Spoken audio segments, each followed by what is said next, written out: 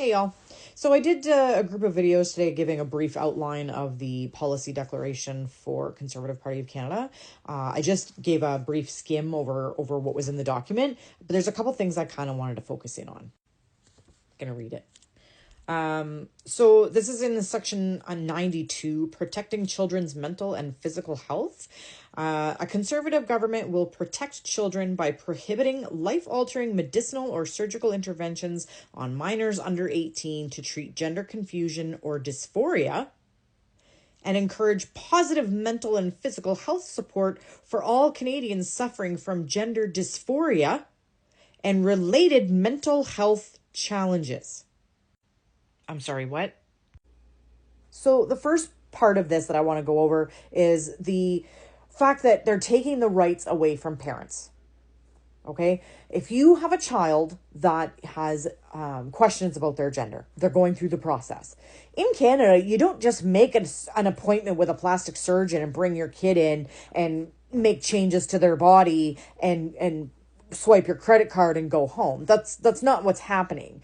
In Canada, if you want to get gender affirming surgery or have medical intervention, usually it's done with the parents, with their doctor, with possibly a psychiatrist or psychologist.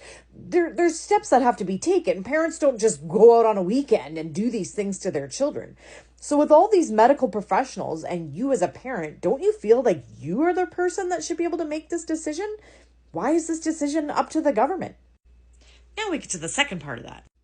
Having questions about your gender does not mean you have a mental illness. They literally want to put it into policy that someone that is questioning their gender has a mental illness. Now, why would they want to do that? It's funny how the far right in the United States are pushing for the same thing. It's also funny that they're talking about making camps for the mentally ill, for them to stay in and prosper and get like rehab and get taken care of. Right. This is why I'm telling you people, look up the IDU. All of these far right groups are all pushing for the same things. They all want to consider people who are part of the LGBTQ community to be mentally ill so that they can eventually wipe them from existence. They do not want them to be recognized in any type of law, of any type of decision, or any type of policy. They want to eliminate them as human beings. Where do you think they'll put the concentration camps in Ontario? I wonder. So first they target immigrants because they want to keep the bloodlines clean. They want to keep as many white people in the United States and in Canada as possible. So they're going to deport anybody who's a legal immigrant. And I know Canada's not doing it yet, but if they start following Donald Trump, they will be, because he's literally deporting people just for having tattoos right now. The second step to that is they want to make sure that as many babies are created as possible because the population's dwindling. And what happens when the population's dwindling? Less people to work and pay taxes to the government, which goes into their pockets. Then they're going to start targeting the LGBTQ community. Why? Because LGBTQ communities are less likely to take the steps necessary to procreate. It doesn't happen as naturally, right? The likelihood of someone in that category is very low to procreate. Well, that's not useful to society. If we can't procreate, how are we going to get the taxes? How are we going to make the money? How are the rich people going to get richer? I mean, this is getting kind of Handmaid's Tale over here. Why all of a sudden the Conservative Party supports the elimination of the GST on essential products for motherhood and the arrival of a newborn baby, just as it is for food products? What? Why would you need to put this in your document? Here's another one. Abortion should be explicitly excluded from Canada's maternal and child health care program in countries where Canadian aid is delivered, since it's divisive and often illegal. What? So they're basically saying if we provide aid to any country and that country legally allows abortion, that our doctors in their clinics are going to say, no, we're not doing it. I don't care if it's legal. Like, since when do we tell other countries what to do? Do you really think the humanitarian aid that Canada sends over to other countries are performing secret illegal abortions in the countries that they're hosted by? That's a pretty gnarly accusation. And since when did we start telling other countries what they should or should not do in regards to abortion? That's none of our business.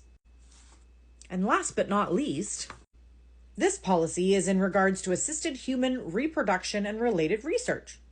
So things like IVF, stuff like that.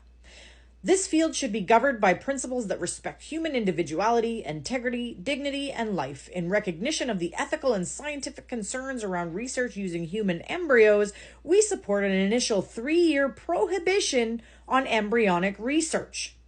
They might not be trying to overturn abortion yet, but that's the closest thing you can get.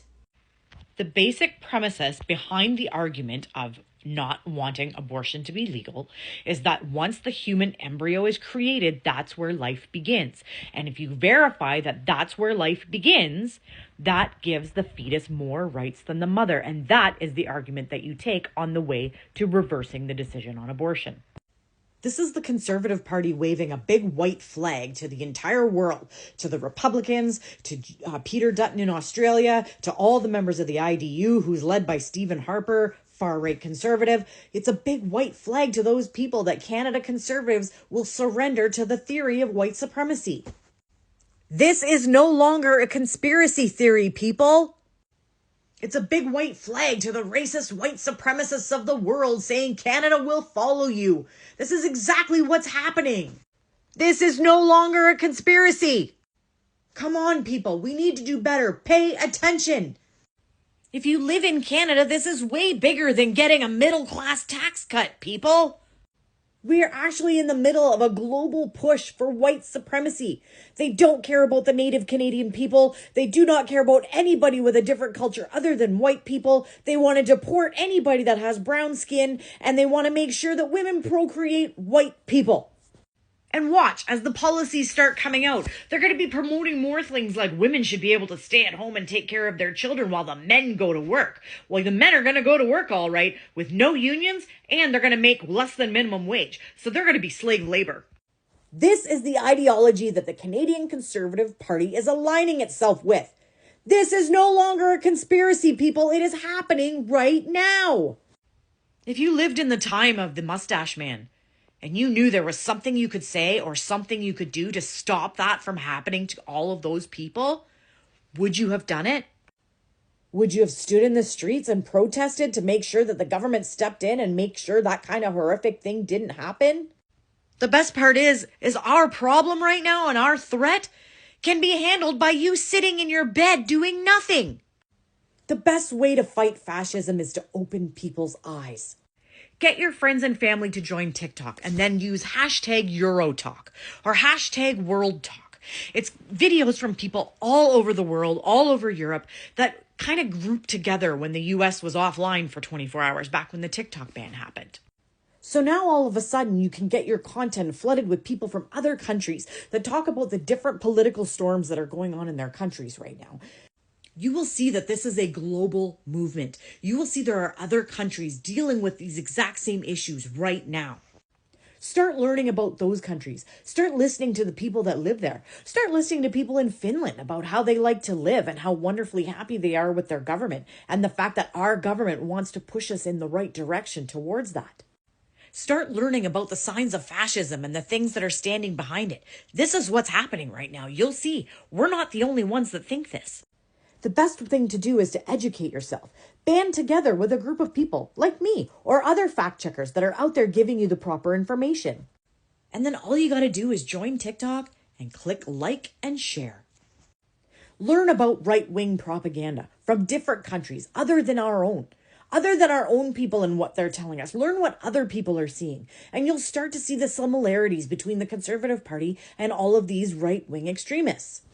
And all you have to do is fight this by liking and sharing content. The more you like and share something, the more the algorithm kicks it out to people's pages so that more people see it. So we can stop the disinformation, so we can get the correct info out there. Don't just share my stuff, share other people's stuff. But learn about people in other countries and listen to what they are saying. This is how we band together, and this is how we fight fascism. Stay together, people. Elbows up, Canada.